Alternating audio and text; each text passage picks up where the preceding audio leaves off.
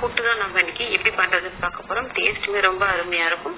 மக்காச்சோளம் குழந்தைகள் சில சமயத்தில் சாப்பிட மாட்டாங்க. இந்த புட்டு மாதிரி செய்து கொடுங்க, ரொம்பவே ஆரோக்கியமா இருக்கும். வாங்க இப்ப எப்படி பண்ணலான்னு பார்க்கலாம். அதுக்கு ஒரு மிக்ஸி கப் வச்சுட்டு கடைகள்ல பார்த்தீங்கன்னா நமக்கு இந்த மாதிரி மக்காச்சோளம் ரவை கிடைக்குது. அதுதான் நான் எடுத்திருக்கேன். இது பார்த்தீங்கன்னா கொஞ்சம் நமக்கு பெரிய சைஸ்ல இருக்கிற மாதிரி இருக்கும். புட்டு செய்யறதுக்கு இந்த சைஸ்ல நம்ம பண்ண முடியாது. அதனால அதை மிக்ஸி கப்ல சேர்த்துட்டு கொஞ்சம் அரைச்சி எடுத்துக்கணும். தண்ணி எதுவும் சேர்க்காம ட்ரையாவே அரைச்சி எடுத்துக்கோங்க. இப்ப பார்த்தேன் சோளத்தை கொஞ்சம் தான் அரைச்சி எடுத்துட்டு வந்துருக்கு. இப்ப கொஞ்சம் பவுடரா இருக்கும், கொஞ்சம் நமக்கு சின்ன சின்ன ரவா சைஸ்ல இருக்கும். அந்த அளவுக்கு தான் நமக்கு இருக்கணும். இப்ப நான் அடுப்புல பாத்தீங்கன்னா இந்த சோளத்தை வறுக்கிறத கல்கத்தா கடை கூட பாத்தீங்கன்னா நம்ம கிட்ட இண்டாலியம்ல சப்பாத்தி உருட்டுற மனை, மிளகு சீரகம் இடிக்கிற இடி உரல்,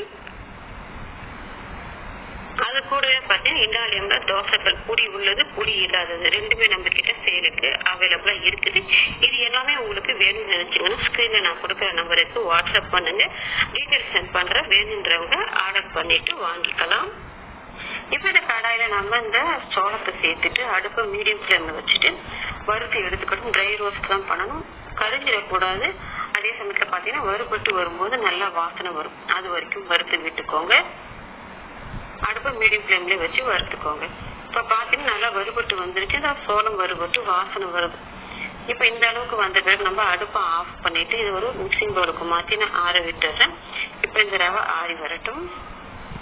நம்ம போட்டு வச்சிருந்தோம் அந்த ரவை பாத்தீங்கன்னா நல்லாவே ஆறி வந்துருச்சு. இப்ப இந்த அளவுக்கு ஆறி வந்த பிறகு இதுல 1/2 ஸ்பூன் அளவுக்கு உப்பு சேர்த்துக்கோங்க.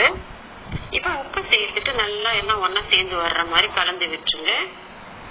தண்ணி சேர்க்கறதுக்கு முன்னாடி இந்த மாதிரி நல்லா கலந்து விட்டுட்டு இப்ப நான் பாத்தீங்கன்னா 1 கப் அளவுக்கு நம்ம ரவை எடுத்துருந்தோம். அதுக்கு 3/4 கப் அளவுக்கு தண்ணி எடுத்திருக்காரு. முழுசா சேர்க்காம இப்போதைக்கு நான் 1/2 கப் அளவுக்கு தண்ணி சேர்த்திருக்கேன்.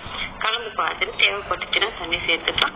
இது நம்ம நார்மல் புட்டை விட தண்ணி கொஞ்சம் அதிகம் சேர்த்துதான் ஊற வைக்கும். பாத்தீங்கன்னா உங்களுக்கு மாவோட தளம் கரைச்ச மாதிரி எடுத்துருக்கோம் பாருங்க. இந்த பதத்துக்கு வர்ற வரைக்கும் நம்ம இந்த சோளத்தை பார்த்து தண்ணி சேர்த்து ஊற விட்டுக்கணும். அப்ப நமக்கு புட்டு சாஃப்டா கிடைக்கும். இந்த அளவுக்கு தண்ணி சேர்த்துவாங்க. பார்க்கும்போது தண்ணி கொஞ்சம் கூட இருக்கிற மாதிரிதான் இருக்கும். ஒரு 15 to 20 நிமிஷத்துக்கு நல்லா ஊற விடணும். அப்பதான் நமக்கு நல்லா ஊறி வரும். இப்ப பாத்தீங்கன்னா ஒரு 1/4 கப் அளவுக்கு தண்ணி நிறுத்தி வச்சிருக்கேன். இந்த அளவுக்கு நல்லா வச்சுட்டு ஒரு 20 நிமிஷத்துக்கு அப்படியே விட்டுருங்க.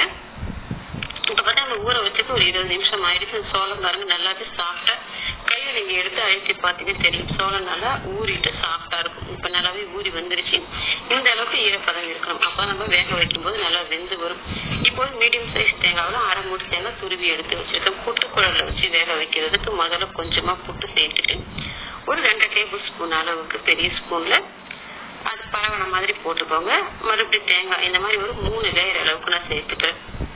இப்ப சேர்த்துட்டு மேல இன்னும் கடைசியா கொஞ்சமா தேங்காவை வச்சுட்டு இப்ப நம்ம என்ன மூடி போட்டுடலாம். மூடி போட்டுட்டு பாத்தீங்கன்னா அடுப்புல ஒரு குக்கர்ல தண்ணி கொதிக்க வச்சிருக்கு வேக வைக்கிறதுக்கு.